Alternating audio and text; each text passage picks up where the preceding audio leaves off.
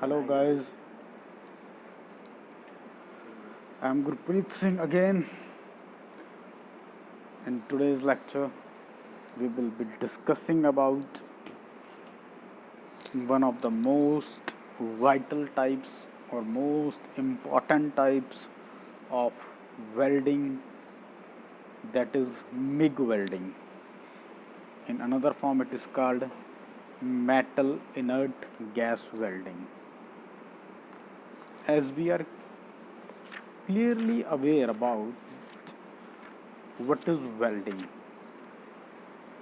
welding is a process of joining two different or similar metals by the application of heat, and somewhere it requires a pressure also. So there are many categories of welding operations. It is divided into many categories, like as resistance welding, solid state welding, fusion welding, soldering and brazing. So the welding which we are going to discuss today comes under fusion welding, and fusion welding is also divided into 4 to 5 subcategories of arc welding, gas welding, thermite welding, laser welding, electron beam welding or electroslag welding. Then this electric arc welding is divided into, again, subcategorized into metal arc welding, carbon arc welding, tungsten arc welding, plasma arc welding, atomic hydrogen welding, submerged arc welding, inert gas welding. So all what we have to do is discuss certain types of welding and what are the parameters on which this type of welding occurs, what is the working principle, what equipments are required, what is the tool style, power supply on the shielding gas which is used. So in today's lecture we will be discussing about MIG welding. As I clearly told you about the name, or full form of MIG is metal inert gas welding, which is also called as GMAW, gas metal arc welding. This is a welding process in which consumable metal electrode is used to produce the electric arc to join the metal pieces together in the environment of a shielding gas. What is the role of shielding gas? That's the most important question asked in many of the competitive level of examinations. What is a shielding gas? Protects the weld from atmospheric contaminations with the help of constant voltage and direct current power source we use to produce the arc, which is used to melt the metal and form a weld pool. So what is a MIG welding? If we go for the history, when it was invented, the MIG welding was first invented in the year 1940 for welding aluminum and other non-ferrous materials.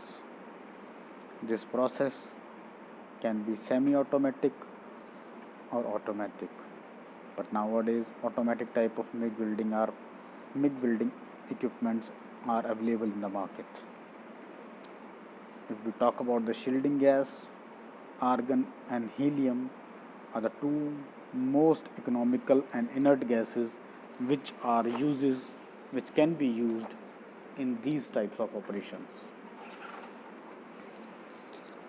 The metal transfer MIG welding take place in four primary ways, and these are globular, short circuiting, spray, pulse spray, and each method has its own characteristics, properties, advantages, and corresponding limitations. A diagram, a circuit diagram for MIG welding, and this diagram we will be mostly displaying the main components of MIG welding as numberizes. Number one is a welding torch through which electric arc is produced, and this electric torch is connected to the wire feed unit from which electrode is passed into the welding torch and weld pool is created. The number 4, that is called wire feed unit. On the other hand, this welding torch is connected to the number 3, that is called a power source. In this AC or DC supply both can be used. So that welding torch is connected again with a 6 number, that is called a cylinder, in which shielding gas is filled. From that cylinder, shielding gas is supplied to the welding torch, and we get a protective environment for our weld pool to avoid contaminations. And last comes the electrode source, that is number 5, which is in the form of a circular wheel. It's like a reel like structure, and it goes on continuous feeding for the electrode to the welding torch. This is just the basic diagram of a MIG welding to get to know about how MIG welding works. And the last, from where welding torch, the welding torch is working on with the number 2, which symbolizes by number 2 is a workpiece, where we are joining these two metals. So these equipments are explained in the subsequent slides. Like, what are the equipment? A welding gun, it contains a wire electrode and a shielding gas. A wire feed unit, it contains a wire feed material, metal, electrode during welding operations. A power supply, we get a constant power voltage power source whose one terminal is connected with the welding gun and another is connected to the workpiece through the clamping device. A welding electrode wire, it is a metal wire which is used as metal electrode in the GMAW welding or MIG welding.